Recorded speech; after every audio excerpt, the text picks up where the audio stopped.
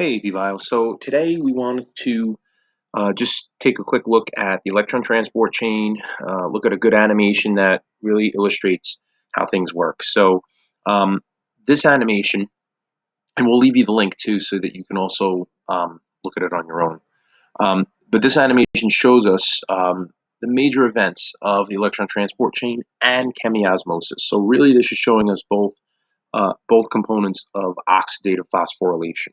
Okay, one of the key things here is that they put in here is for the sake of clarity, the protein complexes in the membranes are shown as blobs, and they turn blue when they're reduced and red when they're oxidized. So I thought that was pretty neat.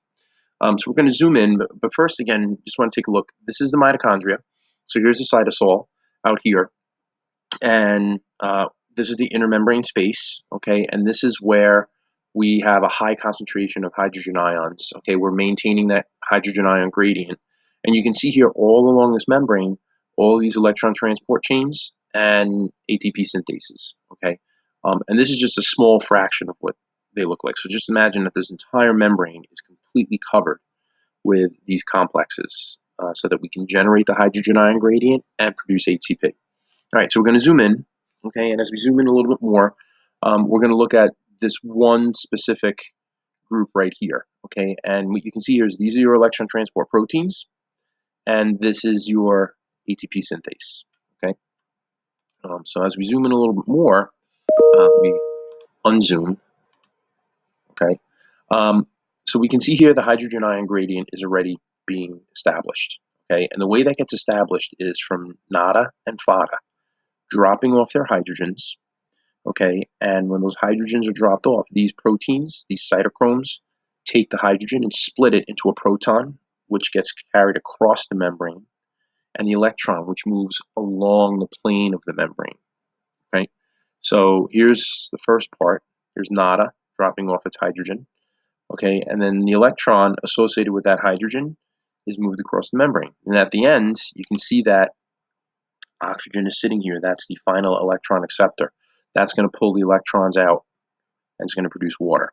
Okay, now where does the H come that binds to that oxygen? It comes from chemiosmosis. As these ions move down, these hydrogen ions, they're going to combine with that water.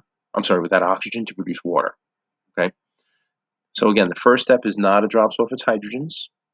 Okay, and we're adding to the gradient, so we're getting an even more positive hydrogen ion charge in here and a higher concentration of ions.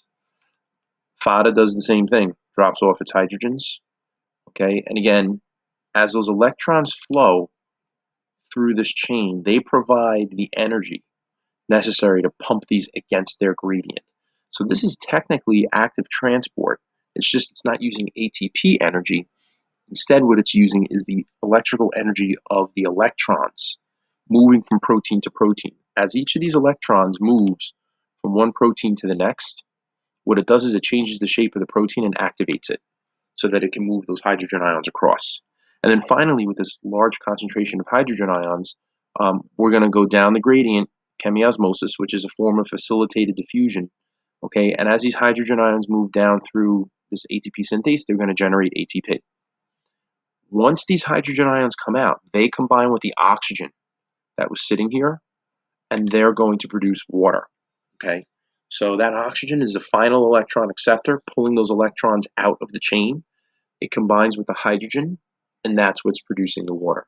Okay, if there's no oxygen, electron flow stops.